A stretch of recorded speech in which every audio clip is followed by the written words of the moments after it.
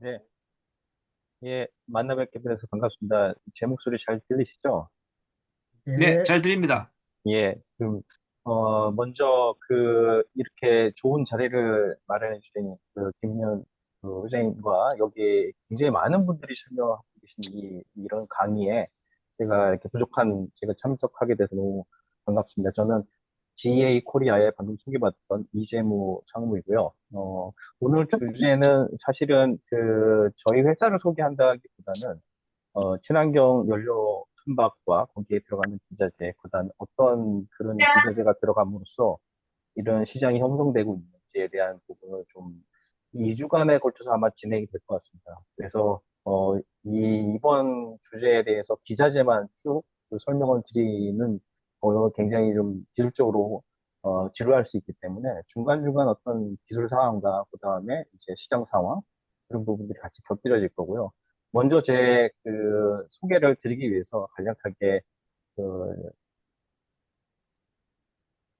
먼저 혹시 보이시나요? 제가 예, 그 잘 보입니다. 예, 퍼스널 히스토리 관련된 부분을 먼저 설명을 드리겠습니다. 저는 국민대학교 기계설계학과 공학을 전공했고요. 또 실질적으로는 연료체 자동 제어를 전공을 해서 첫 직장이 한이웰이라고 하는 회사였습니다. 그래서 기본적으로 그 자동 제어 쪽에서 전공을 해서 업무를 시작했고 그 뒤에 이제 삼성중공업에서 이 LNG 연료 공급 시스템을 개발해서 사실상 국내에서 이 LNG, 친환경 연료인 LNG 시스템을 개발했던 1세대 엔지니어입니다. 그래서 그래도 간략하게 설명드린 부분이 이제 제가 실적들을 보여드릴 텐데 그런 여러 가지 경험을 통해서 이런 친환경 연료 관련된 부분에 대해서 계속 스타디를 해왔고 GA 코리아에 들어왔을 때는 사실상 아까 권호인 사회자님께서 말씀하신 것처럼 GA가 워낙 다양한 그런 사업 분야에서 그런 사업을 하고 있어서 선박 쪽의 이 제품은 사실상 전체에서 한 10분의 1 정도밖에 되진 않습니다. 그러다 보니 제가 지금 맡고 있는 선박에 들어가는 주요 핵심 장비 같은 경우는 컴프레서가 되고요. 거기에 컴프레서가 이제 보드오프 가스, 그다음에 냉동, 액화 시스템에 대한 컴프레서 이런 부분 현재 진행을 하고 있습니다. 어, 제가 진행해왔던 프로젝트들을 쭉 보시면 처음 직장부터 제어 시스템을 하다 보니까 그런 컴프레서 시운전이라든지 또는 보존소 내에서 제어 시스템에 대한 시운전을 많이 했고요. 아까도 말씀드렸던 것처럼 LNG 시스템 쪽으로는 국내 첫 번째 개발 엔지니어로서 이렇게 발전기 엔진에 들어가는 바르질라 엔진 쪽에 연료 공급 시스템 쪽 테스트, 그다음에 고압 시스템이죠. MEGI라고 하는 주찬 엔진 쪽의 테스트를 수행을 했었습니다. 그래서 사실상 어떻게 보면 영업적인 것보다는 현장 엔지니어부터 업무를 시작했다고 말씀드릴 수가 있죠. 그래서 제가 처음으로 연료 시스템을 진행한 프로젝트가 인천항만공사의 에코누리호라는 프로젝트였고요. 이게 이제 2013년에 인도가 될 정도로 굉장히 오래됐습니다. 이후 12년 정도 된 선박이지만, 그때 당시 때 이게 아시아 최초의 LNG 연료 선박이었고요. 이 프로젝트 이후에 다수의 이 탱커선이 있고요. 다수의 프로젝트에 이제 LNG 쪽을 진행했고, 처음에는 LNG가 주력이었기 때문에 LNG 선박에 대한 부분들을 진행해 왔던 거고요. 최근에는 암모니아라든지 메탄올이라든지 이런 연료 선박들이 계속 등장을 하고 있죠. 그래서 제 개인적인 부분에 있어서는 이렇게 다수 프로젝트를 진행했던 부분이 있어요. 마지막까지 진행했던 프로젝트가 2023년도에 탱커선에 이제 LNG 연료 시스템 쪽으로 설계하고 그다음에 시운전까지 했던 그런 경험을 갖고 있습니다. 조금 특이한 이제 저 경력이 있는데 제가 군대 생활을 사실은 공수부대에서 했어요. 그래서 한동안은 굉장히 좋은 그런 이미지가 있었고 그다음에 제가 그 특전사령관 운전병이었습니다. 그런 부분들 요새 조금 요즘에 특전사령관님은 좀 고생을 많이 하시는 것 같은데 그런 좀 특이한 이력을 갖고 있고요. 제가 GA 코리아로 오면서 13년 동안의 LNG 연료 공급 시스템 쪽으로 진행했던 부분들을 정리 차원에서 책을 하나 냈었는데, 그 책을 이 좀 요즘에 최근 들어서 교육 교재로 사용되면서 조소양 플랜트 협회를 통해서 제가 그 실무자들 강의를 좀 하고 있는 상황입니다. 그래서 개인적인 소개는 이렇게 말씀을 드리고요. 오늘 주제 강의라고 하는 부분을 설명을 드리겠습니다. 사실은 친환경 선박과 그 연료 공급 시스템이라고 하는 부분들은 어떻게 보면 경제성은 갖고 있지는 않습니다. 그래서 이게 시대적인 요구에 따라서 이게 등장하기 시작했고, 그런 부분에 있어서 보시는 것처럼 친환경 연료 추진 선박이라고 하면 결국은 그 추진 연료로 친환경 에너지를 사용하는 선박을 의미합니다. 이러한 선박들이 등장하게 됐던 그 여러 가지 이유 중에 하나는 결국은 배기가스, 선박에서부터 나오는 배기가스가 굉장히 그 유해이기 때문에 그런 부분들을 저감하기 위한 목적으로 연료 선박이 등장하게 하게 됐고요. 첫 번째가 이제 황산화물이라고 하는 부분과 이 황산화물 같은 경우에는 연료 내에 산화물이 있는 황이 포함되어 있는 연료일 경우에 모두 이 황산화물이 배출되게 됩니다. 그래서 통상적으로는 배기가스 수단에다가 이 스크러버를 둬서 여기서 나오는 황산화물 제거하는 방법을 하고요. 이런 황산화물을 제거하기 위해서는 뭐 이런 후처리 장비 말고라도 연료 자체에서 황을 많이 제거하게 되기 때문에 그러면은 이제 선박 연료에서 이런 공정들을 통해서 그 연료료가 굉장히 비싸지는 그런 단점을 가지고 있죠. 그래서 이 황산화물에 대한 배출 규제가 강화되고 있는 부분과 그 다음에 질소산화물, 녹스라고 부르는 그 질소산화물의 규제도 강화되고 있습니다. 특히나 이 녹스 같은 경우는 선박 연료와 관계 없습니다. 즉 선박 연료와 관계없이 어, 이 고온과 고압의 연소 환경이 됐을 경우에는 절대로 그 산소와 질소가 이게 일반 상태에서는 혼합이 되지 않는데 그런 연료 연소 조건 안에서 화학적으로 결합을 함으로써 이 질소 산화물을 만들어내고 이 부분 같은 경우는 어, 뭐 광학 스모그뿐만 아니라 이 인체에도 굉장히 위한 그런 산성비의 주요 원인이 되기도 합니다. 그래서 이런 질소산화물 줄이게 한 부분들은 이제 우리가 알고 있는 SCL이라고 부르는데 이게 선택적 촉매 환원 장비를 통해서 이거 제거하는데 잘 아시다시피 우리가 타고 있는 디젤 자동차에도 한동안 요소수에 대한 부분이 좀 이슈됐던 적이 있었죠. 몇 년 전에. 그 요소수를 통해서 이 녹수를 중화시켜서 제거하는 방법이 있습니다. 특히나 아시다시피 뭐 수년 전이죠. 2015년 약 10년 전에 그 폭스바겐이라고 하는 독일 자동차가 이 디젤 게이트라고 했던 부분을 즉 배기가스를 조작을 해서 이 부분을 그 어떻게 보면은 성능이 좋다고 홍보를 했었는데 결국은 뒤에 그 실험실에서 측정하는 이 질소산화물과 실질적으로 출고하는 차의 이 어떤 이 장치를 소프트웨어적으로 조작을 함으로써 이, 이게 이제 밝혀짐으로써 굉장히 큰 문제를 일었던 겁니다. 그게 이제 질소 산화물이죠. 세 번째로는 이제 분진하고 미세먼지를 줄여야 되는데 결국은 그 선박 위에 들어가 있는 그 다양한 불순물을 통해서 이제 분진이 발생하게 됩니다. 그래서 이 부분 역시도 마찬가지로 스크럽을 통해서 같이 제거가 될 수 있고요. 이제 CO2라고 하는 이제 저희가 이제 마지막이 될 것 같은데 이제 CO2 같은 경우는 2050년까지 거의 제로 카본이 요구되고 있는 국제적인 그 규제가 강화되고 있습니다. 그래서 이산화탄소는 결국은 탄소, 그 선박 연료에 C가 들어가 있는 그런 모든 연료에서 발생을 합니다. 그래서 이 이산화탄소는 우리가 워낙 잘 알고 있기 때문에 만약에 이 C가 들어가 있지 않는 암모니아, 수소 같은 경우에 연소를 하거나 화학적인 반응을 일으켰을 때는 여기서는 이제 이산화탄소가 나오지 않죠. 그래서 최근 들어가지고 이 암모니아나 수소가 굉장히 관심이 많이 높아지는 이유가 이 탈산소의 가장 중요한 연료가 되기 때문입니다. 그리고 이산화탄소 같은 경우도 실질적으로는 이거를 뭐 포집한다든지 이런 부분이 과거에는 이루어지지는 않았지만 최근 들어서는 이 배기가스 수단에다가 CO2 포집 장비를 설치해서 이 포집된 CO2를 다시 재활용하는 여러 가지 그런 사업권들이 생기고 있습니다. 규제치는 워낙 그 오래전부터 강화됐습니다. 그래서 이미 이 질소산화물 녹수 규제는 2016년부터 ECA라고 하는 에미션 컨트롤 에어리어 쪽에는 3.4g 이하로 규제가 강화되어 있고요. 그다음에 황 규제 같은 경우는 2020년에 0.5, 이거는 이제 IMO 기준이고요. ECA 기준에서는 0.1까지 강화된 기준이고, 그래서 기존에 한 뭐 10여 년 전서부터 이 이후에 벌써 거의 80%, 90% 이상 이 굉장히 강화된 규제를 갖고 있다는 걸 이해하실 수 있게 됩니다. CO2 같은 경우에는 EEDI나 이런 부분을 통해서 2050년까지 단계적으로 줄여야 되고요. 목표치 같은 경우는 거의 제로 카본으로 지금 도달하고 있는 그런 상황입니다. 해운 쪽에 계신 분 워낙 잘 아시겠지만은 이렇게 배기가스 규제에서 티어 3까지 지금 현재 시작된 단계고요. 이 규제 안에는 녹수라든지 또는 속수 이런 부분이 다 포함되어 있습니다. 특히나 뭐 저희가 몇 번씩 제가 말씀드린 것 중에 하나가 이 티어 3라고 하는 게 과연 마지막일까?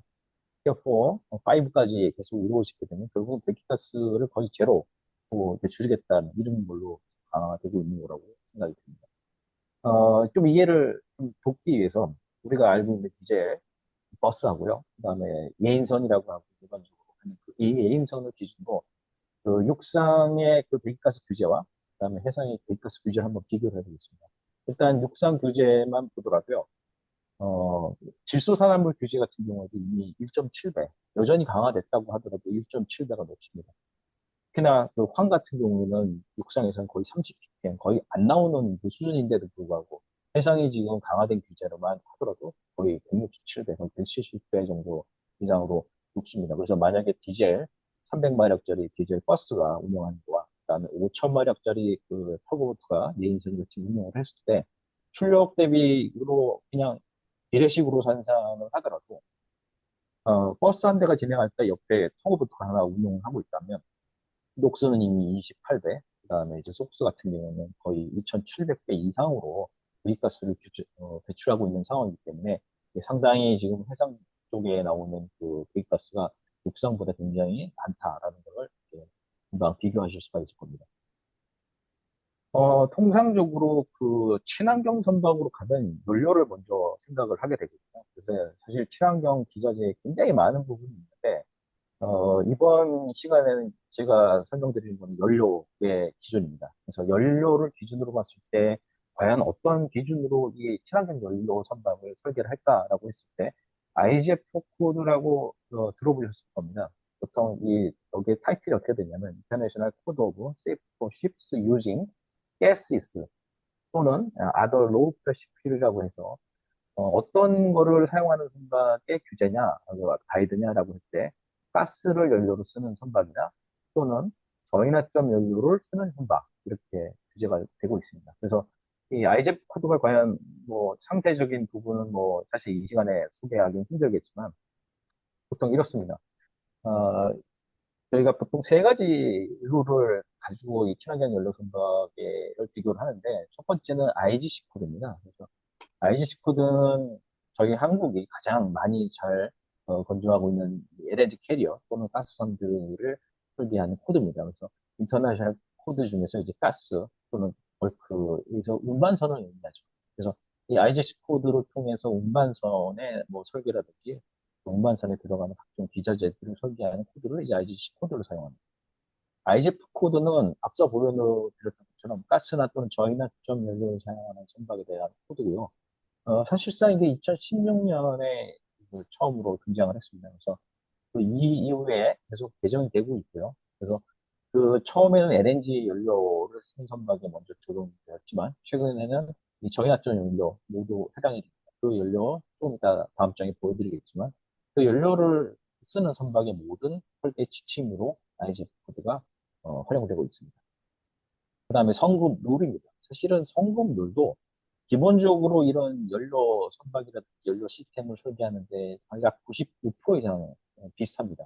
그래서 동일한 기준으로 하고 있지만 어떤 부분을 좀 차이가 있냐면 IGF 같은 경우에는 어떤 보편 타당한 기준이 나오기 때문에 개정되고 여전히 개정되고 있고 또는 불명확한 부분이 여전히 존재합니다. 저도 이 룰을 굉장히 힘들게 보고 거기에서 이제 보완할 점들이 필요하다고 저도 얘기를 하고 있는데 그런 것들을 이미 성급에서 알고요. 각각의 성급에서도 좀 더 IGF 코드보다는 상세하고 강화된 규정을 만들어서 그거를 이제 적용함으로써 그 차이가 발생합니다. 그래서 결론적으로 볼 때는 각급의 성급에서도 IGF 코드를 기반으로 룰을 만들지만 거기 각 성급에 좀더 강화된 규정 또는 좀 더 자세한 규정을 적용한 설계 성급을 적용하고 있습니다. 앞서 설명드렸던 친환경, 선박에 들어가는 친환경 대체 에너지가 과연 현재 어떤 게 있냐라고 했을 때, 첫 번째로 가장 많이 사용됐던 게 LNG입니다. 저는 이 여러 가지 이유 중에 하나는 결국 인프라 문제로, 인프라가 가장 좋고, 그 다음에 수급이 원활하고 기술적으로 이미 검증이 완료됐습니다. 그래서 그런 이유로 LNG 연료 선박이 가장 많이 사용되고 있고, LPG의 연료 같은 경우는 이미 사실은 LPG 운반선에 사용되고 있었습니다. 그래서 실제로 LNG보다는 그 끓는 점, 즉 말하자면 액화되는 점이 높고요. 그리고 좀 핸들링이 용이하기 때문에 상대적으로 LNG보다는 연료로 이런 운반선에 많이 사용되고 있고요. 아모니아 같은 경우에는 이제 앞서 설명드렸던 것처럼 이게 탄소가 없는 연료로서 실질적으로 연료로 사용되기 이전에도 전 세계적으로 많은 무역량이 있었습니다. 유동량이. 주 어떤 목적은 다른 비료라든지 다른 그 어, 화학 공정에 사용되는 부분이었지만 이게 연료로 사용되면서 이제 새로운 국면을 맞이한 부분이 있습니다. 그다음 메탄올 같은 경우도 사실은 한동안 굉장히 많이 발주가 나왔고 머스크 선사 쪽에서도 이 선박을 굉장히 국내에 많이 발주했는데 문제가 하나 발생했죠. 그 선박은 나왔는데 이제 인프라 즉 이 연료를 수급할 수 있는 부분이 좀 부족해서 이게 좀 잠깐 주춤하고 다시 LNG로 돌아가는 좀 현황입니다. 만약에 인프라만 제대로 더 확보가 된다면 아마도 메탄올 내연성이 다시 등장하게 될 가능성이 높습니다. 그다음에 마지막으로 수소인데 수소는 그 액화점이 제일 낮죠. 그리고 사실 핸들링하기가 좀 많이 힘들지만 그에 비해서 정기적으로나 또는 과학적으로 어떤 그 에너지를 출력을 냈을 때 유해가스를 전혀 발생시키지 않는 아주 친환경 연료이긴 합니다. 그래서 장기적인 관점에서 볼 땐 이 수소로 계속 갈 가능성이 높습니다. 자, 여기서 이제 암모니아가 좀 특징적인데 보통 저인화점 연료나 또 그렇게 얘기할 때 이게 인화점이 사실은 그 저인화점이 아니거든요. 132도 정도가 되고 그 다음에 이제 메탄올 같은 경우도 마찬가지로 액체 상태로 상온에서 존재하는데 이게 IGF 코드에 어떤 분이 물어보더라고요. 왜 저인화점 연료에 아닌데도 불구하고 암모니아가 이 IGF 코드의 이 설계 그 가이드를 따르냐 그랬더니 이게 이제 상온에서 기체 상태로 유지하더라고요. 거기도 마찬가지로 상온에서 이건 액체 상태로 유지하는데 메탄올은 그에 비해서 인화점이 낮은 거죠. 인화점이라고 한다면 60도 이하를 저인화점이라고 얘기하는 거죠. 그래서 가스와 그다음에 그 저인화점 연료에 둘 다 속하는 부분을 포함해서 이렇게 총 현재 5개 연료가 현재 굉장히 많이 그 관심을 받고 있고요. 모르겠습니다. 미래에는 6번째, 7번째 연료가 또 생길 수도 있겠죠. 그러면 이제 이런 친환경 연료 시스템을 대표하는 두 가지 용어가 있습니다. 이게 FGSS라고 부르는 퓨 가스 서플라이 시스템과 LFSS라고 부르는 리퀴드 퓨어 서플라이 시스템입니다. 초기 때는 사실 FGSS라는 명칭 하나만 나왔었어요. 근데 이제 이게 가스를 대표하는 연료 공급 시스템의 대표 용어다 보니 리퀴드 퓨어, 즉 리퀴드라고 하는 부분 안에 아까 보셨던 암모니아라든지 또는 메탄올 같은 경우에도 마찬가지로 리퀴드 상태를 유지하지 않습니다. 그래서 리퀴드 퓨어를 직접 공급하는 시스템을 좀 다르게 부르는 겁니다. 그래서 이 두 가지의 어떤 대표적인 용어가 친환경 연료의 선박과 그 기자재를 대표한다고 이해하시면 되겠습니다. 그러면 이제 먼저 FGSS라고 하는 걸 먼저 설명을 드리면 사실 LNG가 먼저 시작이 되기 때문에 이 LNG 연료 또는 급저온 상태 또는 액체 상태를 유지해야 되는 연료에 보통 얘기하고 가스를 쓰는 연료 선박에 또는 연료 기자재에 사용되는 용어입니다. 그래서 이런 연료와 그다음에 연료 탱크, 그다음에 연료를 충전하는 충전 설비, 그다음에 그 연료가 충전된 이후에 최종적으로 발전기 엔진이나 메인 엔진으로 보내주는 이런 설비들을 갖추게 되는데 여기서 이제 단순히 그냥 직접 보낼 수가 없기 때문에 펌핑 장비라든지 그다음에 온도를 조절하는 기화기라든지 이런 장비가 중간에 속해야 하고 있습니다. 그래서 이런 장비들을 총 통틀어서 제어 시스템으로 묶고 거기에 세프티 시스템을 같이 포함하게 되면 이제 이거를 FGSS 또는 이게 리퀴드 상태는 LFSS라고 부릅니다. 통상적으로 초창기 때 그 기자재 업체들은 이 시스템을 전체 이렇게 통합해가지고 공급을 해왔습니다. 근데 최근 들어서는 워낙 이 장비들을 통합해서 한 업체가 공급할 수 있는 그런 부분들이 수월하지 않고, 대부분 조선소에서 각 기자재마다 분리 발주를 하는 그런, 어떤 트렌드를 갖고 있기 때문에 최근 들어서는 이렇게 전체적인 시스템을 구축하기보다는 뭐 벙커링 스테이션, 그다음에 스토리지 탱크, 연료 탱크는 연료 탱크, 그다음에 펌프 스키드 시스템, 유닛 이렇게 분리 발주가 되고 있는 추세입니다. 이게 LNG 연료 선박의 하나 3D 이미지를 한번 보고 계십니다. 지금 보시는 것처럼 이게 탱커선에 들어간 이미지인데, 이렇게 연료 탱크가 그 유일하게 쓸 수 있는 공간에 업보되게 배치가 되고 있고요. 그다음에 이제 잠깐 보여드렸던 이 탱크하고 탱크 사이에 있는 이 어떤 저희가 룸이라고 부르는 그걸 이제 연료 준비실이라고 부릅니다. 그래서 Fuel Preparation Room이라고 불러서 FPR이라고 부르는데 이 룸 안에 이렇게 들어가서 보시면은 이 고압 펌프 시스템이라든지 기화기 시스템, 그 다음에 컴프레서 이런 시스템들이 이 공간 안에 설치가 되고요.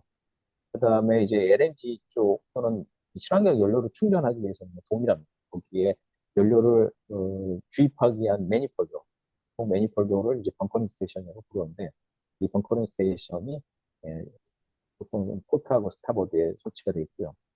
탱크 안쪽을 이렇게 단면도로 보시면 그 탱크 안쪽에는 연료를 이제 그 뽑아내기 위한 펌프 시스템이 이 안에 설치가 되어 있고 여기에 이 파이프가 배치되기 위해서 이 펌프 타워라고 불리는 이런 구조물이 있고 그 구조물을 통해서 오퍼레이터가 진입을 해서 또는 인스펙터가 진입해서 이 안에 이제 여러 가지 그 연료를 다 빼낸 이후에 녹이 쓸었는지 또는 뭐가 파손이 됐는지 인스펙션하는 그런 진입 경로로도 사용되고 있습니다. 다른 경로에서 좀 보시면은 이게 탱크 상부에 보시면 이거는 이제 LNG라고 써 있지만 제가 얘기하는 친환경 연료는 다 동일합니다. 왜냐하면 IGF 코드를 통해서 친환경 연료 시스템들 선박들이 설계되기 때문에 이 연료 탱크에는 이게 업퍼덱에 설치가 되어 있든지 또는 빌로우덱에 설치가 되어 있든지 간에 이 탱크 안쪽에서부터 연료를 뽑아내기 위한 장비들이 설치되는 이 공간이 있고요. 그 공간은 통상적으로 이 밑바닥보다는 이 탱크 상부가 주로 되기 때문에 그 탱크 상부로 진입하기 위한 이 진입 경로, 액세스 웨이라고 부르는 이 경로들이 있습니다. 그래서 지금 보시는 것들은 탱커선의 하나의 이미지인데 이게 실질적으로 제가 예전에 설계할 때 보면은 이 탱크 상부로 어떻게 진입하기 위해서 또는 어디를 통해서 진입해야 될지 상당히 고민을 많이 했습니다. 다행히 탱커선에는 이렇게 엎어되게 이렇게 탱크를 설치할 수 있는 공간이 있었고요. 그다음에 탱크하고 탱크 사이에 연료를 준비하는 그 룸을 배치할 수 있는 부분이 설계가 가능했습니다. 그래서 이 룸을 통해서 룸 상부를 통해서 탱크 상부로 진입할 수 있는 부분도 이렇게 이미지를 보실 수가 있습니다. 그래서 이게 그런 방금 보여드렸던 이미지를 통해서 만들어진 실제 선박의 그 시스템입니다. 그래서 다 나오지는 않았지만 연료 탱크하고 연료 탱크 사이에 이렇게 룸이 상부에 배치된 부분을 보실 수 있고요. 이 룸으로 올라가는 이 그 층계를 통해서 이렇게 탱크 상부로 올라가시는 걸 볼 수가 있습니다.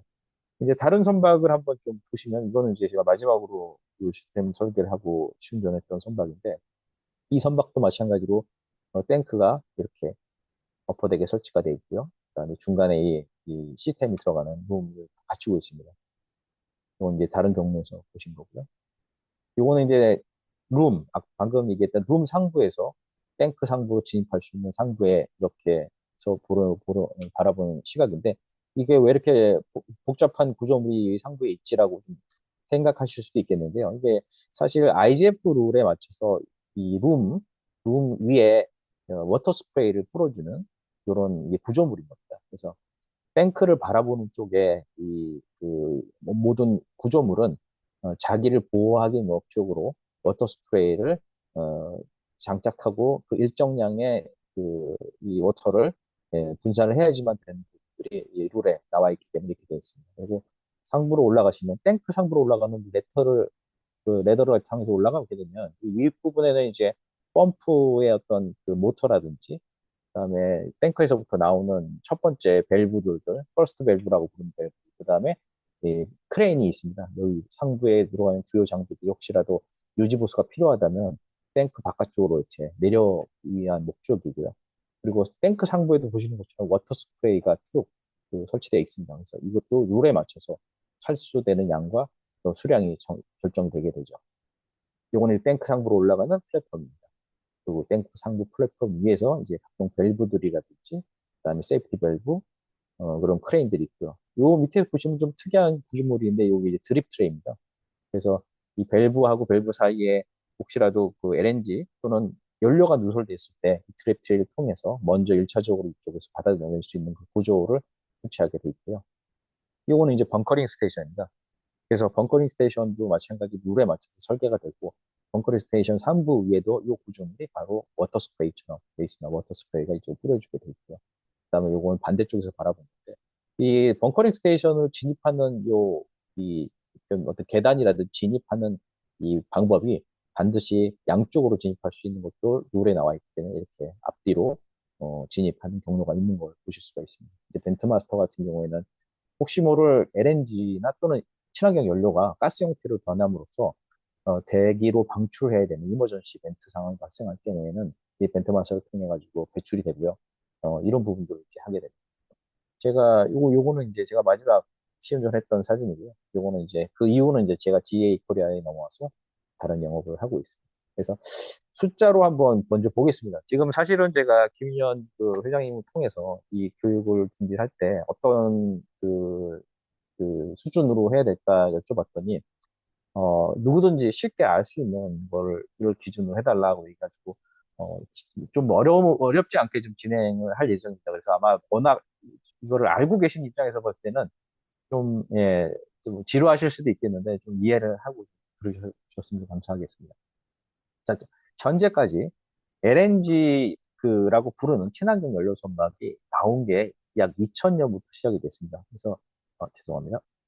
2000년에 첫 LNG 연료 추진 선박이 나왔고요. 노르웨이에서 이제 대조선으로 나온 이후로 지금까지 25년이 흘렀고요.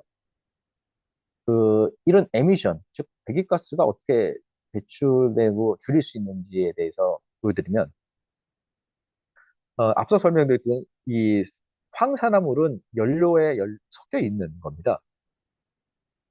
그래서 만약에 황이 연료에 없다면, 즉 LNG로 넘어가면 이 황은 완전히 100%다 죽습니다. 그래서 이런 가스 형태의 연료, 특히나 LPG라든지 이런 연료 같은 경우도 전부 다 황이 없고요. 특히 암모니아도 태우면 이제 황이 전혀 나오질 않죠.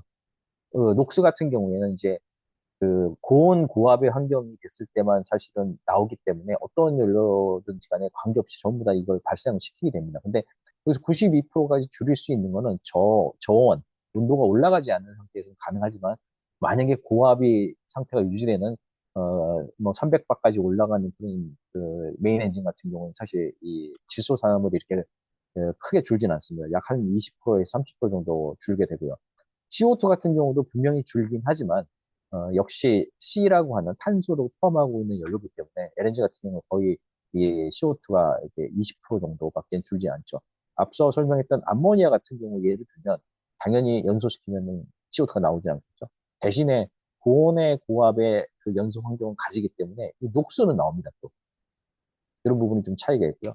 분진 같은 경우도 연료 안에 이미 이물질이 없기 때문에 이 천연가스, 즉 LNG 같은 경우에 이 어떤 분진 같은 게 굉장히 거의 100% 준다 이렇게 말씀드릴 수가 있습니다. 숫자로 보는 부분에 대해서 현재 1421이라고 부른 숫자는 지금 지난달까지 집계된 연료 선박입니다. 이게 LNG만 해당되는 건데, 실질적으로는 만약에 다른 연료 선박까지 포함하면 굉장히 많은 게 되고요. 2000년에 첫 선박이 나온 이후로 굉장히 빠른 게 지금 증가하고 있습니다. 그래서 최근까지는 건조되는 또는 발주되는 선박이죠. 이제 선주사가 이제 발주하는 선박의 약 50% 이상이 친환경 연료 선박으로 전환이 되고 있고, 거의 대부분의 선박이 배기가스 후처리 장비를 달든지 연료를 친환경으로 바꾸든지 간에 이렇게 선박이 나오고 있는 추세입니다. 2033년까지 1421척이 운용 또는 건조돼서 이제 납기가 될 예정입니다. 그래서 LNG를 같은 경우에는 여기서 설명드린 것처럼 총 그 2033년까지 오더북이라고 하는 거에 남아있는 게 1421척입니다. 그래서 매달 이게 바뀝니다. 그래서 지난달 기준으로 이렇게 된 거고요. 그다음에 그 이 LNG 추진선 말고 메탄올 추진선 같은 경우에도 그 굉장히 빠른 성장을 했었지만 앞서 설명드린 것처럼 인프라 또 관련된 부분 때문에 약간 주춤하고 있는 상황이고요. 그다음에 그 현재 나오고 있는 부분들이 LNG든 메탄올이든 다 중요한 부분이 그 연료 수급입니다. 그래서 연료 수급에서 봤을 때 LNG 벙커링 선박이라고 하는 이 연료 충전 선박은요, 현재 62척이 운영 중이고, 앞으로도 인도될 선박이 34척이 남아 있습니다. 매달 이 바뀜으로써 계속 증가 추세가 있고요. 메탄올 벙커 선박 같은 경우는 총 10척이 운항 중인데, 이제 이미 5척이 발주된 것으로 집계되고 있습니다. 그래서 이게 결국은 중요한 게 뭐냐면, 어떤 연료든지 간에 그 연료 추진 선박이 나오면은 벙커링이 육상에서 하든지 이 벙커링 선박을 통해서 하든지 간에 그 선박이 인프라가 갖춰져야지만 증가가 더 가속화된다고 말씀드릴 수가 있습니다. 현재까지 했던 LNG 추진 선박만 한번 보겠습니다. 그래서 앞서 설명드렸던 것처럼 2033년까지 약 1,421척의 오더북 남아 있고요. 그리고 친환경 그 연료가 운용 중인 그 어떤 연료가 가장 많이 쓰이고 있느냐? 그러면 역시 제일 먼저 나왔던 LNG가 제일 많이 쓰이고 있고요. 그 다음에 녹색으로 표현됐던 메탄올 같은 경우가 지금 현재 2024년부터 계속 증가 추세입니다. 근데 지금 약간 주춤하고 있는 거 보이시죠? 그다음에 LPG 같은 경우는 특별히 이 운반선에 이 LPG 운반선에 쓰고 있고요. 수소라든지 암모니아가 나오는데 암모니아가 이제 시작이 됐습니다. 그래서 뭐 국내 조선소도 마찬가지고 또 해외 중국이나 일본에서도 이렇게 관심 있게 지금 들여다보고 있는 연료입니다. 수소 같은 경우는 앞으로도 굉장히 좀그 전망은 밝지만 어느 시점에서 비약적으로 이게 증가할 부분에 대해서는 매년 이 모니터링이 필요합니다. 그럼 어떤 선박이 이런 친환경 연료를 많이 사용했을까라고 보시면 뭐 여기 계신 분들은 워낙 잘 알겠지만 컨테이너입니다. 이 컨테이너가 운임도 굉장히 좋고 그다음에 굉장히 운항 횟수도 많고 성가 대비 연간 사용하는 그 연료도 뭐 성가보다 훨씬 더 많이 이 연료를 쓸 수밖에 없는 거거든요. 그리고 주요 항구에 들어가는 선박이 컨테이너 선박 그러다 보니 이런 환경 규제라든지 또는 입항 규제 이런 부분을 대응하기 위해서 컨테이너 선박이 제일 빨리 움직였고 거기서 LNG가 지금 현재 제일 많고요. 특히 메탄올이 그 머스크 선주가 많이 발주하면서 굉장히 많아졌습니다. 그 컨테이너 선박 이후에 이제 다른 선박 같은 경우 가스 탱커가 있고요. 그 다음에 자동차 운반선, 그 다음에 케미컬 탱커. 이렇게만 보시더라도 금방 아실 수가 있는 게 대부분의 이렇게 친환경 연료를 빨리 도입하는 선박들이 상업 선박입니다.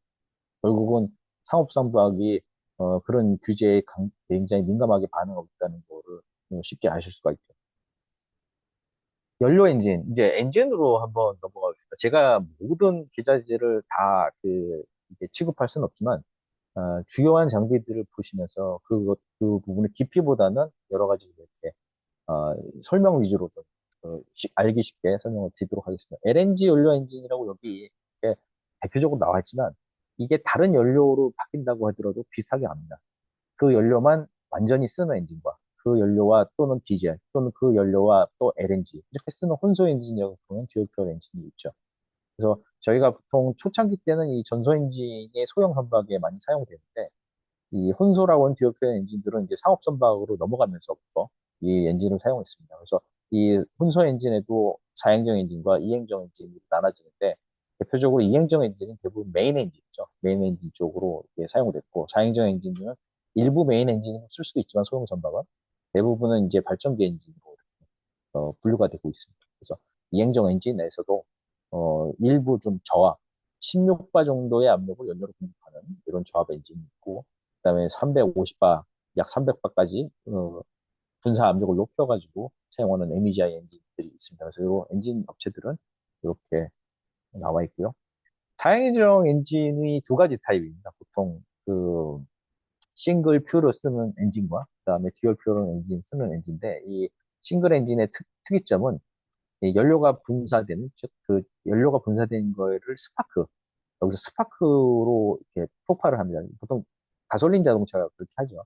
스파크 플러그가 있는 거죠. 그렇게 해서 거기서 점화를 시켜서 이제 전체 화염을 확산시키는 방식을 쓰는데 이거는 대부분 소형 엔진이나 가능합니다. 대형 여기서 조금만 커지게 되면 사실은 이 스파크로 감당할 수 있는 부분이 다 힘들기 때문에 일반적인 듀얼 표열 엔진 같은 경우는 이 파일럿 퓨얼을 분사를 했을 때 그 파일럿 퓨얼이라고 하는 디젤이 압축되면서 폭발하는 그의 어떤 이그니션을 통해서 즉, 그 폭발에서 이제 점화가 되는 걸 나머지 연료를 확산시키는 방식으로 사용되고 있습니다. 그래서 자행적 엔진 같은 경우도 이렇게 사용되고 있고 마찬가지로 이행적 엔진도 듀얼 퓨얼 엔진은 이렇게 이런 방식으로 사용합니다. 그래서 듀얼 퓨얼 메인 엔진, 이행적 엔진의 대표적인 두 개의 엔진을 한번 보시죠. 보통 저희가 이게 이 엔진 업체에서 나온 그 용어이기 때문에 그거를 뭐 대표로 워낙 많이 쓰기 때문에 이렇게 쓰겠습니다. 보통 에미지아 엔진이라고 부르는 그 엔진 같은 경우는 만의 라이센스를 받아서 이렇게 제작된 엔진인데 여기서 고압 300바의 이 실린더 안으로 300바의 그 연료를 공급하는 그런 부분이고요. 윈지드 엔진 같은 경우 16바가 되는 겁니다. 약 16바. 그럼 어떤 원리냐면은 통상적으로 이 실린더가 이렇게 피스톤이 올라가서 실린더의 맨 끝에 점으로 도달할 때가 그 시점에 이 실린더 안쪽으로 이 압축된 이 공간으로 연료를 분사를 합니다. 이렇게 굉장히 고압의 환경으로 연료를 분사하기 위해서 300바가 필요했던 거고요. 연료가 분사된과 동시에 이 안에서 최고의 상사점에서 이제 폭발이 일어나게 되는 거죠. 그 폭발된 그 힘을 가지고 이제 피스톤이 다시 아래로 내려갑니다. 그렇기 때문에 이 부분에 엔진이 있다면 반대 또 이 오른쪽에 있는 엔진 같은 건 분사되는 그 연료 분사 이 노즐이 실린더 벽면에 있습니다. 그래서 이 피스톤이 올라가기 전에 이 안쪽에 16바 정도로 그 연료를 분사시키고 피스톤이 올라가면서 왼쪽에 있는 NGI 엔진과 같은 환경을 만들어내요. 즉, 요 공간의 압력은 동일하게 약 300바 이상이 된다는 거죠. 그러면 이제 폭발이 일어납니다. 그러면은 이 두 개 엔진을 보면 분사 압력은 분명히 다르지만 실제 폭발되는 환경은 동일하다. 이렇게 생각할 수 있습니다. 그래서 이 실린더가 올라갈 때 이 왼쪽에 있는 에미지아 엔진은 그 동력 손실이 없습니다. 왜냐하면 압축을 하지 않기 때문에요. 연료를. 하지만 오른쪽에 있는 이 엔진 같은 경우는 분사된 연료의 분사 압력은 작지만 이 피스톤이 올라가면서 300바의 환경을 만들어내는 이 압축 환경을 만들어냄으로써 이 피스톤이 동력 손실을 나오게 되죠. 그래서 이 두 가지 엔진이 장단점이 되게 명확한데 이 왼쪽에 있는 엔진 같은 경우는 당연히 고온고압의 환경이 손실 없이 만들어지기 때문에 당연히 효율이 좋겠죠. 대신에 연료를 분사하기 위해서 300바 형태로 만들어내기 위한 연료 공급 장비. 그 장비가 뭔가 300바를 올려야 되는 장비가 필요하기 때문에 이 공급 그 장비 입장에서 봤을 때는 비용이 추가가 됩니다. 반면에 이 16바로 엔진이 움직이는 XDF 엔진 같은 경우에는 이 엔진이 당연히 이 피스톤이 손실을 있기 때문에 효율이 떨어지는 반면에 연료 공급 시스템 입장에서 봤을 때는 상대적으로 낮은 압력, 16바 정도의 압력을 밀어줌으로써 연료 공급 시스템은 어떤 투자 비용은 좀 적겠죠. 하지만 계속 선박을 뭐 20 몇 년, 30년간 운용을 하게 됐을 때 운용적인 측면에서 바라봤을 때는 또 일부 투자 비용이 증가하더라도 운용하면서부터 더 효율 좋은 엔진으로 이렇게 가는 추세입니다. 그래서 사실 이 XDF 엔진하고 NG 엔진이 서로 이렇게 왔다 갔다 서로 마켓의 어떤 주야를 서로 하고 있는 그런 상황이죠. 그러면 이제 MEGI라고 부르는 엔진이 어떻게 이제 명칭이 되는지 만이라고 하는 그 엔진 업체 치고는 사실 에버런스라고 바뀌었습니다. 이름이 몇 번씩 바뀌더라고요, 이 회사가. 그래서 초창기 때 이 가이드에 보시면은 이 가스퓨엘이라고 부르는 MEGI하고 MEGA라고 하는 엔진은 모두 다 LNG를 연료로 사용하는 엔진을 뜻한다. 대신에 MEGA라고 부르는 거는 여기다가 이제 EGR이 들어간다. 이그저스 가스 리서큘레이션에서 배기가스 재순환 장비가 들어간 거는 똑같은 LNG를 사용하더라도 GA를 부르겠다. 이렇게 나와 있기 때문에 이렇게 MEGI 또는 MEGA 엔진은 LNG를 사용하고 있고요. 그 다음에 MEGIE라고 부르는 엔진은 또 에탄, 즉 에탄올을 사용하는 엔진입니다. 그리고 이제 액체로 넘어가서 미케니컬 일렉트릭 컨트롤도 리퀴드 가스 인젝션이라고, 즉 메탄올 같은 그 연료를 사용했을 때는 MELGI, 리퀴드가 들어간 LGIM 또는 MELGIP, 또 프로판 엔진을 뜻하고요. MELGI-A라고 부르면 이제 암모니아까지. 이렇게 현재까지 이렇게 엔진의 명칭이 나와 있고요. 뭐 그 뒤에 H 또는 수소가 나오면 또 다른 이름으로 부를 수 있겠지만 현재까지 나와 있는 이 고압 엔진을 부르는 명칭입니다. 그러면은 이런 이 연료 시스템이 과연 어떻게 운영이 되고 있는지 LNG 측면에서 한번 먼저 보기로 하죠. 이 도표 안에 모든 엔진들이 그 연료를 공급하는 부분들에 대한 컨셉이 나오고, 실질적으로 다른 연료로 사용해도 동일합니다. 그래서 통상적으로 4행정 소형 선박의 엔진에는요, 탱크에서부터 직접 LNG를 공급합니다. 즉, 탱크 안쪽의 압력을 가압을 해가지고 가압된 그 상부의 그 가스 형태가 이제 리퀴드 LNG를 밀어내서 여기 베이퍼라이저라고 하는 기화기에서 약 한 20도 정도 해서 6바 정도의 압력으로 발전기 엔진 또 메인 엔진으로 보내는 방식을 사용합니다. 이게 이제 소형 터거보트라든지 다른 배들에 많이 사용하는 방법이죠. 이제 현재까지도 계속 사용되고 있습니다. 소형 선박. 이제 조금 더 커진 상업 선박으로 넘어가면 이제 탱크가 커지죠. 네, 탱크가 커지고 이렇게 생긴 경우는 이제 실린더리컬 탱크라고 부르고요. 그래서 실린더리컬 탱크 연료 탱크 안에 이, 이 안에 이제 펌프를 설치된 걸 가지고 이행정 엔진 쪽으로 보냅니다. 그래서 아까 설명드렸던 16바 정도를 충분히 이 안에 있는 펌프가 만들어낼 수가 있습니다. 그래서 16바의 연료 압력으로 통해 이행정 엔진으로 보내주게 되고요.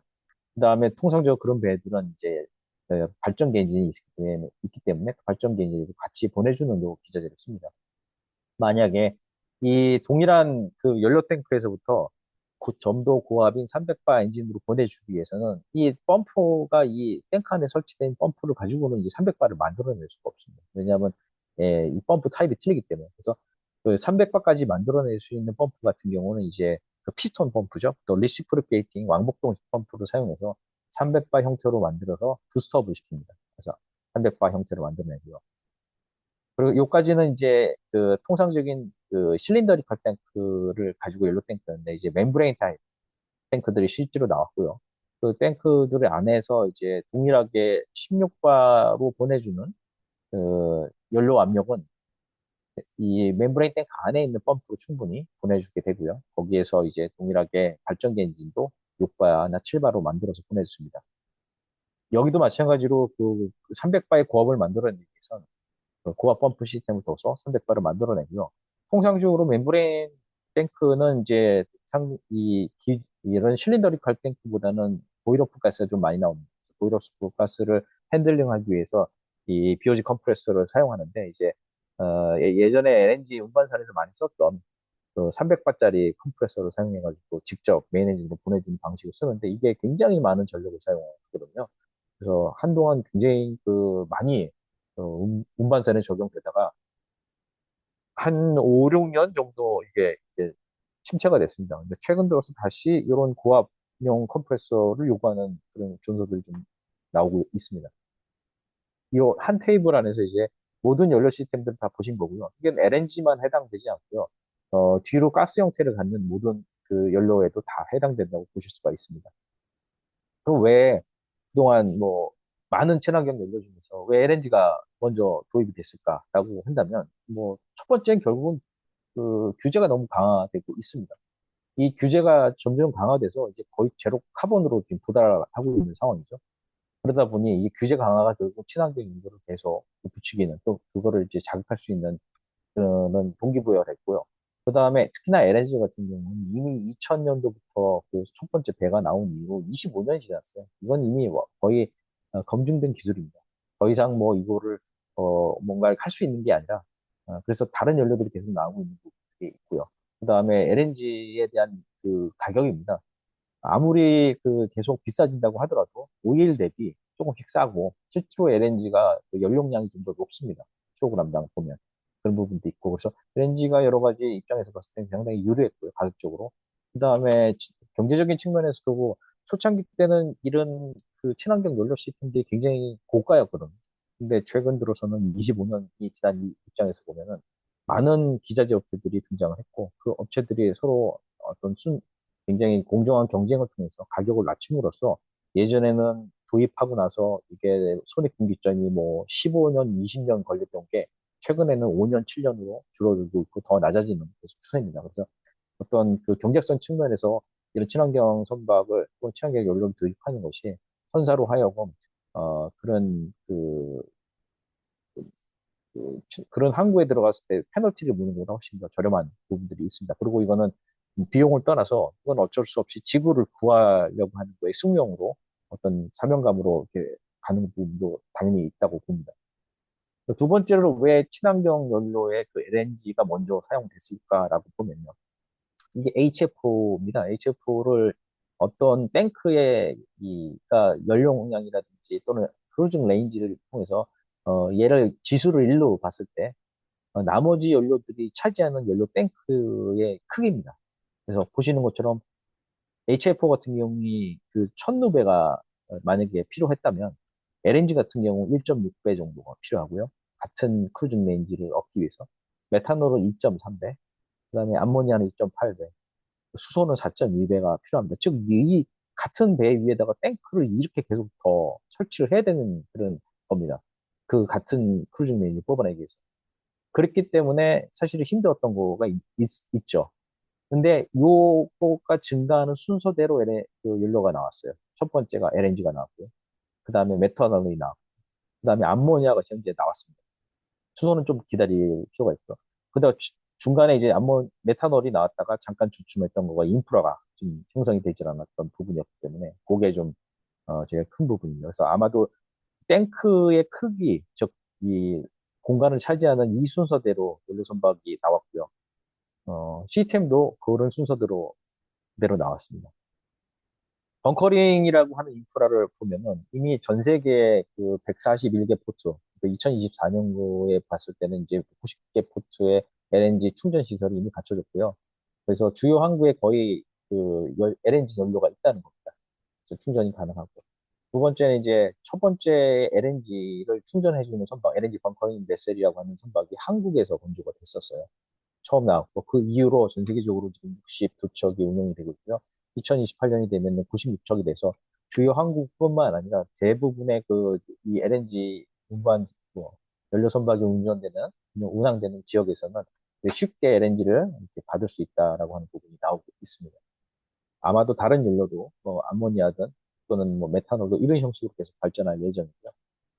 국내에서는 그럼 LNG 추진 선박이 얼마나 있을까? 이제 보시면 첫 번째가 이제 2013년에 처음 취항했던 에코노미 선박이고요.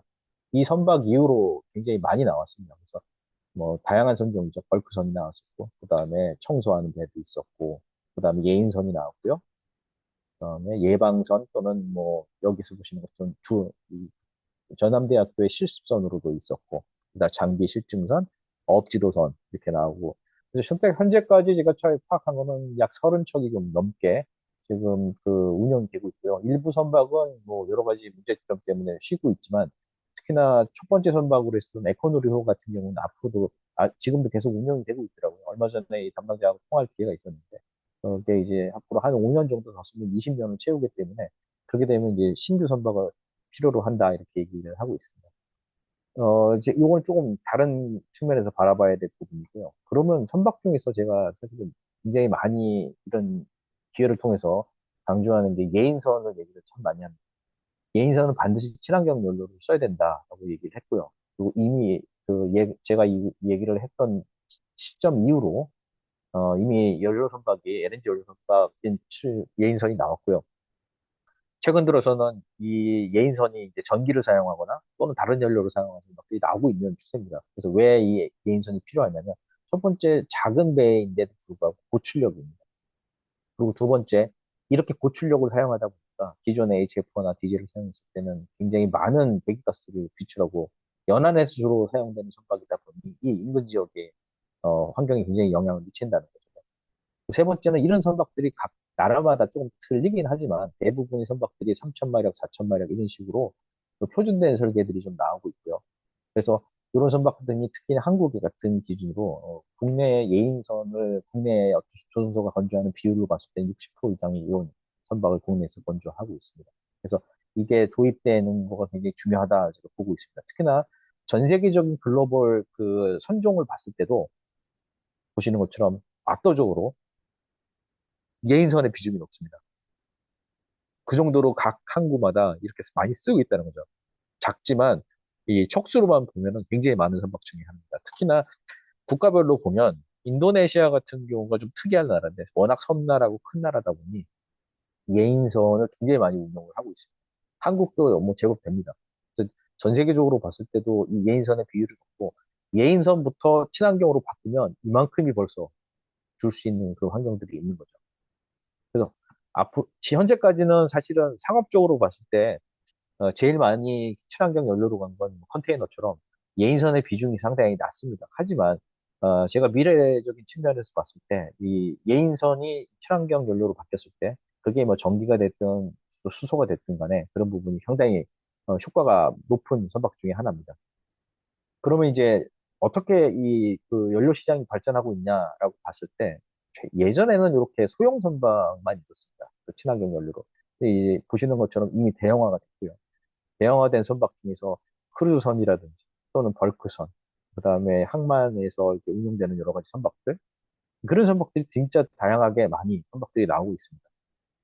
그 저장 탱크도 마찬가지입니다. 연료 탱크도 제가 LNG를 표현한 건 왜 그러냐면 LNG가 제일 사실 이제 저온이거든요. 그래서 이런 연료 탱크도 기존의 실린더리컬 타입에서 GTT가 이미 자사의 멤브레인 탱크를 LNG 연료 선박에 사용했던 것처럼 이런 다양한 탱크들이 등장을 했고, ISO 탱크 또는 이렇게 각형 탱크라고 부르는 레티스 탱크도 이미 등장을 했습니다. 그래서 이게 비단 LNG뿐만 아니라 다른 연료에도 이런 탱크들이 그 용도에 맞게 계속 그 등장할 예정입니다. 벙커링하는 방식이죠. 전통적인 벙커링 방식들이 나와 있는데 그래서 육상 쪽에 설비를 갖추고 선박에 LNG 또는 친환경 연료 충전하는 방식과 탱크로리를 직접 가져와서 이렇게 탱크로리 트럭 투 쉽이라고 부르는 걸로 충전하는 방식. 그다음에 벙커링 뱃살이 옆에서 충전하는 방식. 앞서 보셨던 것처럼 ISO 탱크를 통해서 직접 밖에서 충전된 이 친환경 연료를 직접 그 선박에다 싣고 그 선박에 실었던 그여기서 파이프라인을 그 배관을 연결해가지고 연료를 사용하는 이런 방식으로 총 4개가 있습니다. 여태까지 친환경 선박들이 사용됐던 그 히스토리를 보면 지난 한 10,000년 이상은 이미 자연의 힘을 빌렸습니다. 그래서 그 이후로 이제 증기선, 어떤 석탄 증기선이 등장한 거 약 140년, 145년 정도 운영이 됐죠. 본격적으로 이 오일이 사용됐던 거는 2차 대전 때 영국의 그 전함에서 사용됨으로써 이게 본격적으로 오일이 사용됐고요. 그 다음에 이제 LNG가 사용된 게 총 이제 25년 정도가 돼요. 그리고 앞으로는 미래가 되겠지만 약 그리고 이제 나 수소 가요. 그러고 이제 선박이라든지 나하고. 예, 이런 부분을 통해서 그러니까 오빠는 오빠가 아주 음, 네네 이렇게 수소 선박이 이제 계속 등장하고 있는 부분들이 있고요. 지금까지의 친환경 기자재를 한번 쭉 나열을 해보겠습니다. 그래서 보시는 것처럼 배기가스를 딱 이렇게 전화를 해야 저감하는 되는데. 저감하는 그런 기술에 그 속스 스크러버라고 불리는 이 스크러버를 통해 가지고 배기가스에 나오는 그 분진이라든지 또는 황을 제거하는 방식이 있습니다. 0.5% 이하가 이제 현재 규제지만 이 규제가 강화가 되면 결국은 이 스크러버를 더 강화시켜야 되냐, 더 많은 거를 걸러내기 위해서 이거를 설치해야 되는지에 대한 고민이 많이 됩니다. 왜냐하면 배기가스에 뭔가 필터를 계속 한다면 배기가스가 쉽게 나가지 못하니까 결국 출력이 저하가 이루어지게 되거든요. 그래서 아마도 계속 이게 규제가 강화된다면 다른 방식을 써야 될 수밖에 없고요. 친환경 연료라고 불리는 LNG 또는 LPG, 메탄올 이런 연료들을 가스 연료를 사용하더라도 실질적으로는 CO2가 나옵니다. 그 다음에 고온 고압의 환경이 만들어지면 역시 분진이 나올 수밖에 없는 환경이 되고요. 그래서 암모니아가 나오면 그러면 어떻게 되냐? CO2는 분명히 줄죠. CO2가 제로로 나오니까 이 암모니아에 이제 C가 없지 않습니까? 그러다 보니 이 결국은 이제 CO2가 안 나오는 대신 이 암모니아 역시 고온과 고압의 환경에서 연소를 시키게 되면 이 녹스가 나오기 때문에 이 녹스를 통해서 결국은 이 규제가 계속 맞추기 힘든 부분이 있습니다. 배터리 전기 추진으로 간다라고 하면 당연히 이 배출가스는 제로긴 하죠. 근데 이 배터리 추진 선박도 자동차와 동일합니다. 고정 형태의 배터리를 계속 싣고 다녀야 되고, 그로 인해서 뭐 여러 가지 충전이라든지 인프라라든지 시간이라든지 이런 것들이 제한점이 있기 때문에 제한적인 어떤 선박에, 친환경 선박에 사용될 거고, 수소 연료는 어떻게 보면 궁극적으로 써야 될 연료긴 하지만, 사실 아직까지 이 인프라라든지, 이 수급 문제라든지, 규제라든지 이런 부분들이 쉽게 풀리지 않았기 때문에, 그런 것들이 남아 있습니다. 수소 연료는 좀 재미난 게, 화학적으로 발생시키면 전기를 발생시키면서 물만 배출하고요. 또는 실린더에다 놓고 수소를 폭발을 시키면 똑같이 물만 나옵니다. 그건 굉장히 재미난 연료긴 합니다. 자, 먼저 이제 암모니아를 한번 연료로 보겠습니다. 이미 우리나라뿐만 아니라 한중일 이 개발 경쟁에 들어갔어요. 특히나 암모니아 같은 경우에는 이 조선 쪽에 특히 한중일 조선이라든지 이런 육상 쪽이든지 간에 어느 나라가 먼저 더 기술이 앞서냐라고 하기 힘든 상황입니다. 그래서 LNG 같은 경우는 저희 한국이 굉장히 오랜 기간 동안에 이런 조선업의 어떤 이런 우위를 차지하고 있었지만 암모니아는 결국은 한국이 계속 기술적인 우위가 있느냐라고 했을 때 그거는 이제 저희가 확실치는 않습니다. 그러다 보니 중국과 그다음에 일본이 각자 이 조선 쪽이나 육상 쪽에서 굉장히 빨리 움직이고 있습니다. 근데 이제 이걸 쭉 보시면 현대미포 같은 경우는 이제 작년에 최초로 이제 중형 암모니아 춘전을 건조해서 이미 착수를 했고요. 이게 비슷합니다, 중국도. 그리고 일본에서도 뭐 진행하고 있는 거 보면 앞으로 LNG 다음에 암모니아로 연료로 넘어가면서 굉장히 보면은 혼조가 이루어질 가능성이 높습니다. 암모니아는 두 가지로 사용됩니다. 암모니아를 직접 연소시키는 방식이 하나가 있고요. 마찬가지로 암모니아에서 수소를 개질해서 개질된 수소를 가지고 그 전기를 발생시킨 걸 가지고 그 모터로 운영하는 방식들이 있습니다. 개념은 굉장히 간단합니다. 이건 수소를 쓰는 거랑 추진이 같기 때문에. 하지만은 암모니아가 선박 연료로 사용되기 위해서는 풀어야 될 숙제가 너무 많죠. 첫 번째 독성 문제, 그다음에 방폭 문제, 그다음에 얘가 누출됐을 때 여러 가지를 중화를 시켜야 되는 것들. 그다음에 아직 연료를 충전하기 위한 규제가 만들어지지 않았습니다. 그래서 배는 나오지만 규제를 풀어갈 수밖에 없는 그런 어떤 한계가 있고요. 그럼에도 불구하고 국내에서 어떤 실증 선박을 하기 위해서 이건 뭐 아직 법규가 만들어지지 않았지만 실증 선박은 가능하고 그래서 이미 작년에서부터 이 실증 선박을 시작을 했고요. 내년 정도 되면 아마 이제 진술해가지고 운영 테스트를 할 겁니다. 중국 같은 경우에는 듀얼 퓨얼로 여기서 이제 엔진에다 직접 연소시키는 방법으로 이 터그보트가 승인이 됐고 있고요. 중국에 대한 정보는 이후에서 뭐 계속 나오게 되겠지만은 일단 중국도 한국 못지않게 먼저 시작한 부분이 있습니다. 암모니아 연료는 비단 선박에만 들어가진 않아요. 이미 일본에서는 굉장히 오래전에 시작이 됐고 재작년에는 이제 국내 기준으로 석탄 화력 발전소에 혼소 연료로 암모니아를 사용하겠다라는 계획이 나왔었습니다. 그래서 일본은 이미 혼소 비율이라고 하면 석탄과 암모니아 비율이 50대 50 정도까지 지금 진행이 되고 있는 상황이거든요. 근데 우리는 이제 20% 정도 혼소로 들어간다고 재작년에 시작을 했다가 불과 아주 굉장히 최근 뉴스입니다. 이게 지난달 말이죠. 이 환경부 장관이 이 석탄 암모니아 혼소 발전에 이 석탄 화력 발전소를 연장하지 않겠다라고 얘기를 했고 이게 이번에 어떤 정권의 이재명 대통령 정권의 이 어떤 기조다라고 얘기를 해서 2040년까지 완전히 폐지하겠다로 한 부분이 이게 공약이었더라고요. 그러다 보니 중간에 혼소를 한다라고 하는 부분이 사실 되게 불확실해졌습니다. 지난달 말에 있었던 어떤 뉴스였는데 불과 어저께만 보면 이 한전에서 또 다른 얘기를 하고 있어요.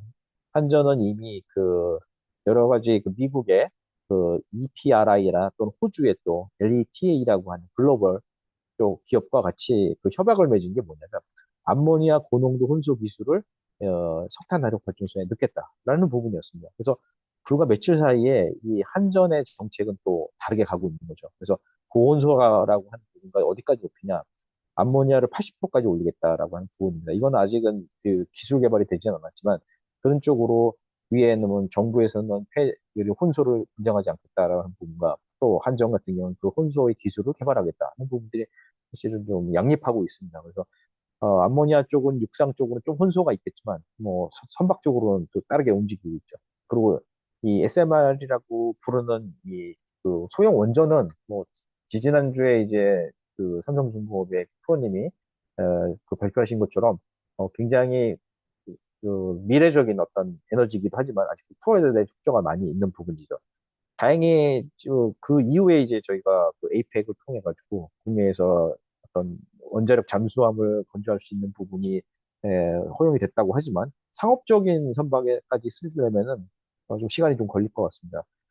제가 생각할 때는 이미 이런 원전이라고 하는 이 친환경 에너지가 선박에 고려가 되고 있다는 부분에서는 되게 좋은 그, 것 같습니다. 제가 수소를 설명할 때 항상 마션이라는 영화를 좀 설명을 합니다. 마션의 이 주인공이 어, 그 화성에 떨어져가지고 혼자 살아가기 위해서 사실 수소를 사용했어요. 수소를 태우면요, 이렇게 비닐하우스를 만들어 수소를 태우면 이 안에 온도도 올라가고요. 태우면 이제 습기가 물이 배출되기 때문에 이 상부에 수증기가 맺혀서 여기 떨어져서 비가 되는 겁니다. 그 다음에 이산화탄소는 당연히 있고요. 그래서 감자를 심어가지고 이 감자를 수소를 가지고 경작을 했던 게 있고, 실질적으로 최근 들어서 이제 2028년이 되면 뭐 계획은 그렇게 돼 있습니다. 테슬라가 거기에 그 로봇을 보낸다고 화성에 로봇을 보내서 로봇에 이런 인간이 살 수 있는 인간이 뭐 가서 활용할 수 있는 걸 기지를 건설하겠다고 하는 부분이 있는 것처럼, 그러면 이제 여기서 이 영화에서 나왔던 이런 것들을 통해서 진짜 경작을 하는 것들이 동일하게 될 가능성이 높습니다. 그래서 수소를 태워가지고 온도와 그다음에 물을 생산했던 부분이 있었던 겁니다. 그래서 선박용 수소 연료 공급 시스템도 보시면 이미 나와 있는데, 이것도 규제 때문에 한국 내에서는 아직도 굉장히 더 진행하기가 힘든 그런 상황이 있습니다. 이미 전 세계적으로 보면 그 실증 선박이 2009년도에 이 노르웨이에서 나왔고요. 독일과 그다음에 미국, 그다음에 국내에서도 실증 선박이 나고 운영을 했던 사례가 있습니다. 특히나 한국은 15년도에 수소 연료전지 선박이 나온 이후로 이게 수소를 선박에 충전하는 법규가 아직도 통과가 안 됐다고 하더라고요. 그래서 상업적으로 쓸 수 있는 건 더더욱 안 되고, 그러다 보니 배는 만들어 놓고 기술이 결국은 계속 발전할 수 없는 거죠. 아무리 샌드박스를 만들고 거기다가 규제를 푼다고 하더라도 이게 위험을 감수하고더라도 상업적으로 쓸 수 있을까라고 하는 부분들이 국내에 가장 큰 어려움들이 있습니다. 수소는 이미 굉장히 다양한 그 방법이 있고, 그레이 수소라든지 블루, 그린 하이드로젠이라고 불리는 건 여러분들 잘 아실 거라고 해서 좀 넘어가겠습니다. 최근에 이런 수소가 어떻게 이 DMV에서 논의가 되고 있냐면, 이미 몇 년 전에 일본에서 수이소라고 하는 그 액체 수소 운송선을 개발을 해서 건조를 해서 호주에서부터 액체 수소를 로딩은 즉 실어 선적을 해가지고 일본으로 들어왔던 적이 있습니다. 그 뒤로 한항차 이후로 더 이상 운영을 안 했는데 여러 가지 얘기들이 많이 돌아요.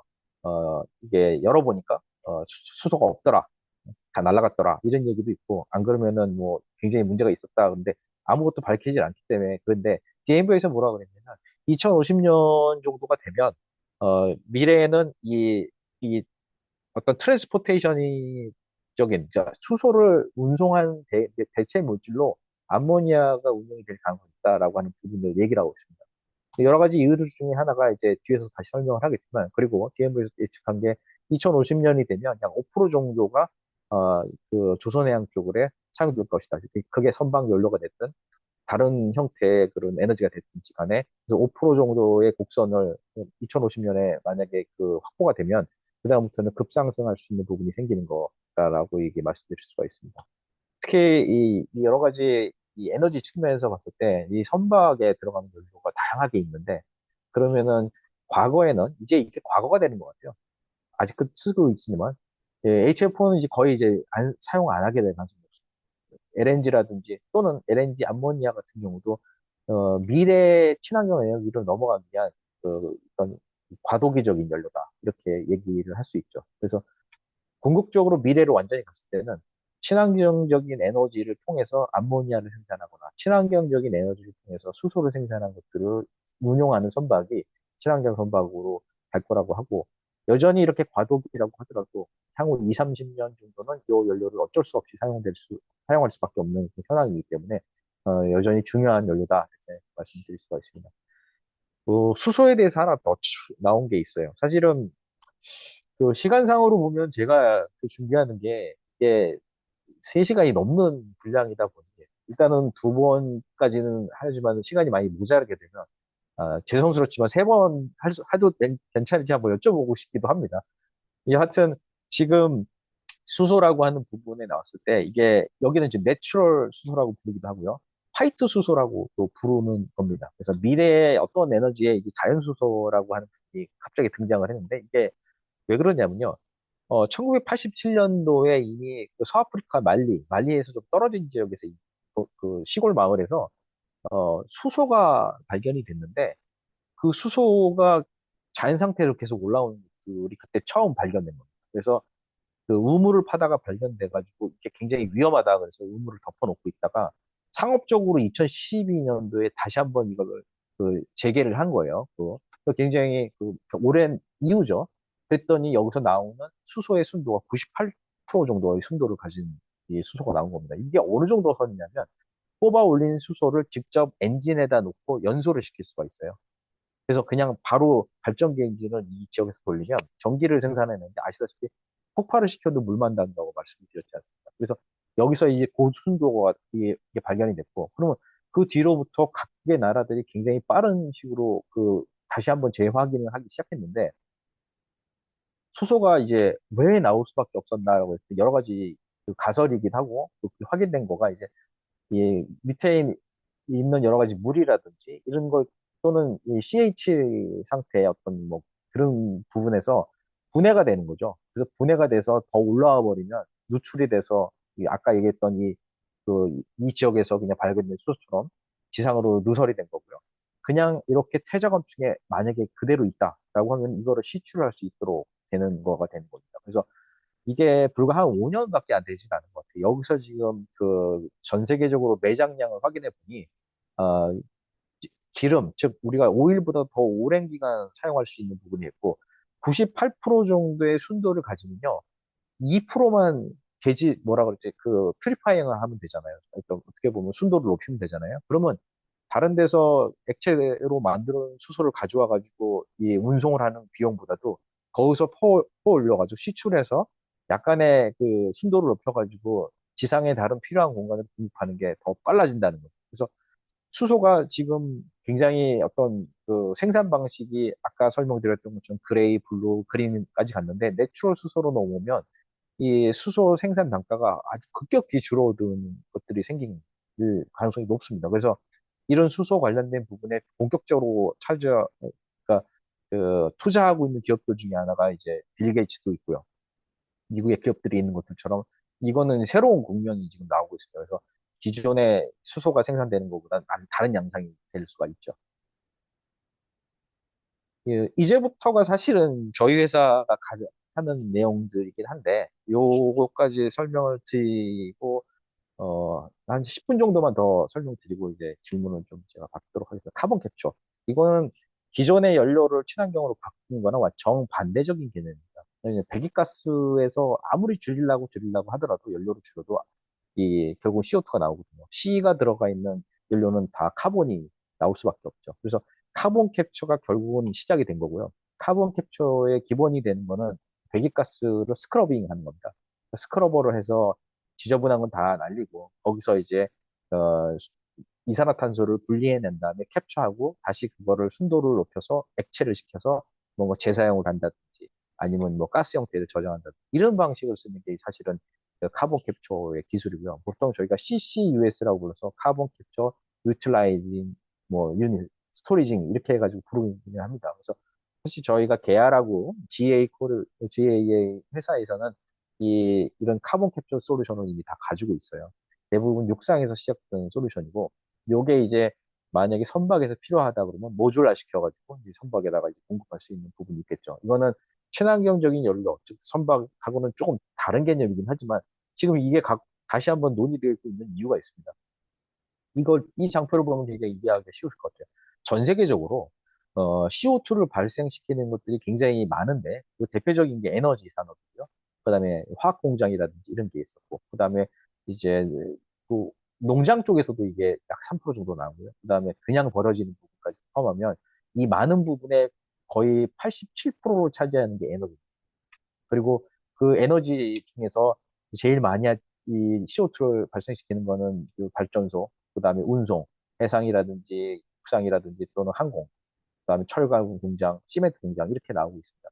이 전체적으로 나오는 거를 100이라고 했을 때 그 중에서 CO2가 재사용되는 게 캡처해가지고 재사용되는 게 결국 2%, 3%밖에 안 돼요. 그리고 캡처를 해가지고 그거를 다른 목적으로 사용되는 건 2%밖에 안 된다는 거죠. 지금 현재 95%의 CO2는 그냥 대기 방출이 되고 있는 상황이라고 이해하시면 돼요. 근데 이제 만약에 그렇게 95% 날아가는 것 중에 20%만 만약에 캡처를 해야 된다. 즉 2050년이 되면 조금 캡처할 수밖에 없고 이 CO2를 어떻게든지 간에 제로로 만들어야 되는 입장에서 20%만 만약에 캡처를 하게 되면 20%만큼 새로운 산업이 나오는 거예요. 그 새로운 산업의 첫 번째가 CO2 캡처가 될 거고요. 캡처된 거를 다시 압축해가지고 냉각을 시켜가지고 액체 CO2를 만든다든지 그다음에 저장하는 설비 이렇게 해서 기존에는 없었던 설비들이 또는 없었던 시장이 새로 나오는 게 이 연료랑은 다른 개념입니다. 그래서 이런 시장들이 어떻게 나오게 되냐면 그러면 카본 캡처하는 원천 기술이 나오겠죠. 그래서 이미 국내 기업들 중에서도 이렇게 저희를 포함해서 카본 캡처를 하는 기술들이 이미 나왔고요. 그걸 가지고 실증을 하고 있는 겁니다. 이 캡처된 것만 있으면 안 됩니다. 당연히 캡처된 CO2를 순도를 높이거나 또는 저장을 용이하기 위해서 액화가 필요하거든요. 그럼 액화를 하기 위해서는 이렇게 리퀴팩션, 즉 액화 장비가 필요합니다. 그래서 액화 장비의 주요가 되는 게 컴프레서가 되는 거죠. 그래서 여기서 보면 CO2 컴프레서가 나와서 이 컴프레서를 통해 가지고 이송을 하든지 또는 액화를 하든지 이렇게 되는 거예요. 그러니까 CO2가 나와가지고 액화를 시키면 과연 그럼 어떤 사람이 다시 이루어질 거냐. 이게 어떤 지역에서 CO2가 굉장히 많이 포집이 되면 다른 지역으로 가서 순수하게 쓰일 용도도 있지만 이거를 또 웰에다 주입하는 일본 같은 경우는 웰에다가 유정에다가 다시 재주입하는 걸로 계속 나온다고 하더라고요. 그럴 경우에는 운송선이 필요하고 이 운송선에서는 다른 운송선과 동일하게 카고 핸들링이 필요하고요. 탱크뿐만 아니라 저장 탱크를 제어하는 부분들이라든지 컴프레싱 한다든지 그래서 제어 시스템들이 다 이 CO2에 맞춰서 새로 나와야 됩니다. 그러면 이 CO2 운송선이 특별한 거냐? 사실 그렇진 않거든요. 그래서 이 첫 번째로는 이제 이렇게 뉴스 기사가 나온 것처럼 국내에서 이 CCUS라고 하는 이산화탄소 포집 장비를 선박에 설치해서 실증하는 부분들이 이미 나왔고요. 그다음에 CO2 운반선이 발주가 될 전망이 계속 나옵니다. 이 인콰이리가 굉장히 많이 들어오고 있다고 하더라고요. 그래서 예전보다도 4배 이상 인콰이리가 증가했고, 그러면 이게 어려운 선박이다. 기존의 LPG 운반선이라든지 암모니아 운송선하고 굉장히 유사하다고 합니다. 그래서 시장에서 요구만 되면은 어느 조선소든지 이런 운반선을 만들었던 조선소는 이렇게 LCO2 운반선을 바로 건조할 수 있는 부분이 있고요. 그다음에 이 CO2가 또 왜 중요하냐면 이게 사실은 메탄올 아까 제가 수급이 힘들다고 말씀드렸잖아요. 메탄올 수급이 결국은 이 H2 수소와 CO2를 합성을 해야지만 그린 메탄올이 나옵니다. 그래서 대부분 메탄올은 그 합성 연료인데 합성 연료가 그동안 수급이 안 됐던 이유가 이게 둘 중에 하나가 없었던 거예요. 즉 CO2가 많아지고 수소가 충분히 많이 생산이 되면 당연히 이렇게 그린 메탄올도 많이 생산돼가지고 되겠다라고 하는 부분이 이게 1차적으로 있습니다. 그 다음에 이제 그 친환경 연료는 아니지만 새로운 산업들이 왜 어떻게 생기게 되냐면 새로운 연료가 생김으로써 새로운 산업이 같이 이루어지게 되는 겁니다. 그 중에 하나가 이제 컴프레서인데 통상적으로 컴프레서와 펌프와 블로어를 이렇게 비교하는 거를 보시게 되면 이것도 펌프는 대부분 리퀴드, 즉 리퀴드 형태의 유체를 운송하는 겁니다. 컴프레서는 제일 오른쪽에 있는 컴프레서는 가스를 압축하는 겁니다. 즉 이송을 하는 겁니다. 그래서 가스를 압축하는 거고 이 중간에 있는 거 뭐냐 팬이라든지 이런 것들은 이게 압축력이 높지가 않아요. 그래서 공기를 뽑아내거나 익스트랙션하거나 공기를 불러와서 집어넣거나 이런 식으로 해서 중간에 팬이 있지만 완전히 극과 극은 펌프하고 컴프레서입니다. 그래서 펌프는 이미 굉장히 많은 연료에 쓰이고 있죠. 메탄올이든 암모니아든 또는 모든 연료에 펌프가 사용되고 있고요. 컴프레서 같은 경우에는 가스 형태로 존재하는 연료에 사용됩니다. 그래서 LNG라든지 또 암모니아 일부, 그다음에 CO2도 컴프레싱을 하고 이런 부분이 있죠. 그래서 기존에는 없었던 연료 시스템이 등장함으로써 이 컴프레서가 새롭게 등장하는 이유가 있습니다. 첫 번째 컴프레서는 A 지점에서 B 지점까지 기체를 압축해서 이송을 하는 목적으로 사용이 됩니다. 그래서 압력을 높이는 거죠. 높이면서 올라가는. 그래서 이 컴프레서를 사용하게 되죠. 근데 이 컴프레서는 또 어떻게 쓸 수가 있냐면 냉동기에 쓰이는 겁니다. 아까 저희 회사가 하고 있다는 그 기술을 말씀하신 건데, 이 냉동기 같은 경우에는 이렇게 컴프레싱 해가지고 증발과 응축을 함으로써 온도를 내리게 되는 역할을 하게 되고요. 이거를 반대로 거꾸로 돌리면 이렇게 온도를 올립니다. 그래서 히팅하는데 이렇게 사용되는 건데, 다 동일하게 그 컴프레서가 사용되죠. 그래서 왜 이 컴프레서가 이렇게 최근 들어서 이슈가 되고 있냐면요. 이게 하나의 일례가 되는 LNG 연료 그 시스템 컨피그레이션입니다. 이 컴프레션에 보시면 여기 그 LNG 저장 탱크가 있고요. 이 저장 탱크에서 기본적으로 LNG가 그 뽑아 올려져서 메인 엔진으로 연료로 사용됩니다. 그 발전기 엔진도 당연히 사용되고요. 근데 그 중에 보이러프 가스라고 부르는 것들이 어쩔 수 없이 나오게 되죠. 온도가 올라가게 되고. 그 보이러프 가스가 나오게 되는 거를 컴프레서를 통해서 다시 발전기로 보내거나 또는 보일러로 보내면서 이 컴프레서가 사용되는 겁니다. 근데 단지 그냥 이 컴프레서가 연료를 공급하기 위한 목적으로 사용되느냐? 사실 그런 게 아닙니다. 그 IGF 코드를 쭉 보시면 이런 게 나오거든요. 보시면 그 IGF 코드가 시스템이 분리된 겁니다. 그 시스템이 분리된 거에 보면 가스를 그 연료를 공급하는 시스템 안에 가스 컴프레서가 있습니다. 비오지 컴프레서가. 이 비오지 컴프레서가 실질적으로 연료를 공급하는데도 사용되지만 두 번째 보시면 프레셔 컨트롤. 프레셔 컨트롤을 보면은 그 서머 오시데이션 베이퍼라든지 이런 부분이 들어가 있습니다. 이 즉 뭐냐면 어 우리가 그 여기 탱크 상부에 있는 보이러프 가스를 빼주면 어떤 일이 벌어지냐면요. 탱크는요, 이 안에 있는 뜨거운 이 보이러프 가스가 빠짐으로써 증발을 시켜주는 역할을 하기 때문에 이 탱크가 온도가 내려가는 거가 돼요. 그래서 여기 탱크의 압력을 낮추는 역할로 당연히 BOG 컴프레서가 사용되기도 하지만 이렇게 빼줌으로써 이 탱크의 온도를 낮춰줌으로써 BOG를 더 억제하는 거가 됩니다. 그리고 실제로 얘를 계속 BOG를 빼주면 온도가 내려가서 어, 이 BOG가 발생하는 걸 줄이는 방법이 되는 거죠. 그래서 그런 목적으로 사용되기 때문에 비단 LNG만 그 BOG 컴프레서를 사용하는 게 아니라 탱크를 컨트롤하는 모든 연료에 이렇게 BOG 컴프레서가 사용되는 그런 추세가 있습니다. 여기서 보면 BOG 컴프레서가 그럼 어떤 연료에 사용이 되냐? 첫 번째 LNG. 이게 이제 워낙 가스 형태로 존재하기 때문에 그렇죠. 암모니아 같은 경우도 마찬가지로 온도가 상온이 되면 가스 형태를 변하는 거고요. 그다음에 이제 수소 가 되겠죠. 수소 같은 경우는 아직 연료 공급 시스템이 나오진 않았지만 미래에 이제 즉 보이러프 가스를 핸들링하는 목적으로 컴프레서가 또 적용될 가능성이 높습니다. 그래서 이거는 이제 잠재적인 시장, 아까 설명했던 CCUS, 카본 캡처 시장과 또 다른 시장이 하나가 있는데, 이거는 이제 암모니아 관련된 부분입니다. 암모니아는 앞서 설명드렸던 것처럼 굉장히 되게 이미 전 세계적으로 물동량이 굉장히 많이 있습니다. 그래서 비료 용도로서 우레아라고 하는 비료와 또는 그 황산 암모늄을 제작하는데 한 80% 정도가 이 암모니아가 사용되고요. 그다음에 화학 공정의 어떤 그 복합 소재를 만들기 위해서 이미 전 세계적인 이 무역량이 있는 그 물질입니다. 근데 갑작스럽게 얘를 연료로 사용되거나 또는 수소를 운송하는 대체 물질로서 이게 갑자기 등장을 하는 거죠. 그러면 어떻게 되냐면 기존에 있는 시장과 새로운 시장이 열려버립니다. 그 새로운 시장이 이미 저희가 알고 있는 친환경 선박 연료가 되기도 하고요. 그다음에 앞서 설명드렸던 석탄 화력 발전소에 들어가는 그 혼소 연료가 될 수도 있고, 그다음에 수소를 직접 그 액체로 운반하는 것보다는 그 암모니아 형태로 운반하는 부분이 DMV에서 예측한 것처럼 이렇게 대체 물질로의 그 암모니아가 나오다 보니 암모니아 운송선이 등장을 하게 될 거고요. 그 암모니아 운송선에 보이러프 가스를 직접 연료로 쓰거나 또는 재액화시켜가지고 컴프레싱을 하거나 이런 부분들도 새로운 기자재 시장이 열리기 시작하는 겁니다.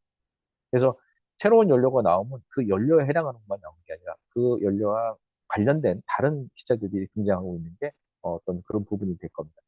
그래서 요 앞선에 설명했던 것 중에 하나가 제가 요 냉동기까지 보셨죠? 요 냉동기가 결국은 암모니아를 재해화시키는 데 사용되는데, 이제 세 번째라고 하는 이 마지막에는 열을 내는 게 과연 어디 사용될까라고 하는데 그 설명을 드리겠습니다. 자, 이거는 그 컴프레서의 냉동기와 그 다음에 힛펌프라고 하는 열을 내는 거의 곡선입니다. 보통 냉동 사이클이라고 부르는 이 곡선인데, 엔탈피하고의 압력하고의 관계입니다. 그래서 여기서 보시는 것처럼 냉동 사이클은 파랗게 되는 데서 이제 냉동 사이클을 움직이면서 온도를 낮추는 거죠. 그 다음에 이제 힙펌프라고 하는 사이클은 이렇게 빨간색으로 된 사이클에서 실질적으로 비슷한 사이클이긴 하지고 비슷한 그 개념인데 이 사이클이 틀립니다. 그래서 이게 이제 냉동기를 하나 예를 들어 보여드리죠. 냉동기의 기본이 압축기입니다. 압축기를 통해서 그 압축된 냉매 가스가 올라가서 이 콘덴서로 해서 응축이 되고요. 응축된 가스가 여기서 이제 팽창을 하면서 온도를 낮출 수 있는 기화기에서 이제 온도를 내려가는 걸로 만드는. 그래서 이게 우리 일반적으로 알고 있는 냉장이라고 하는 냉동까지 갈 수 있는 부분이고요. 이게 그러면 이제 오른쪽으로 가시면은 이제 이거는 열을 내는 부분, 힙펌프라고 부르는.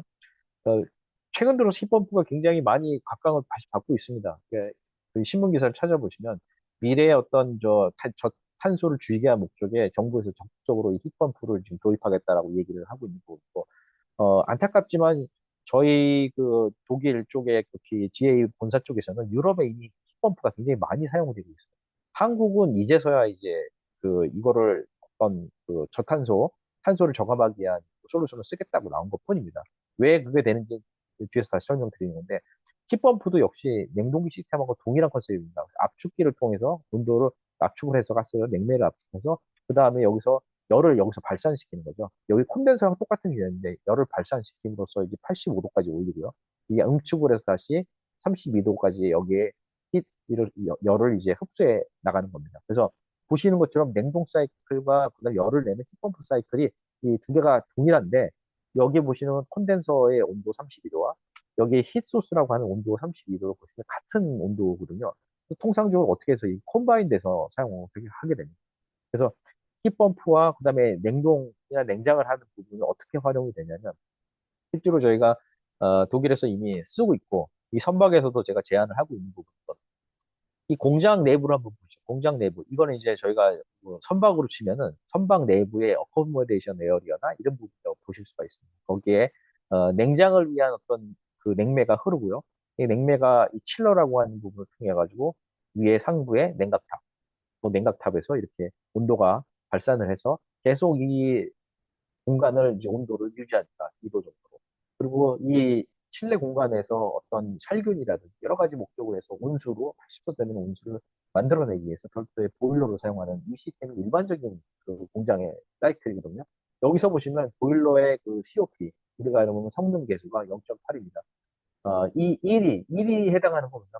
100%의 에너지를 집어넣었을 때 100%의 효율을 내면 1이 되고요. 즉 80이라는 건 80%의 효율을 내고 있는 겁니다. 굉장히 좋은 겁니다, 이 보일러. 근데 만약에 힙펌프로 넘어오면 어떻게 되냐면요.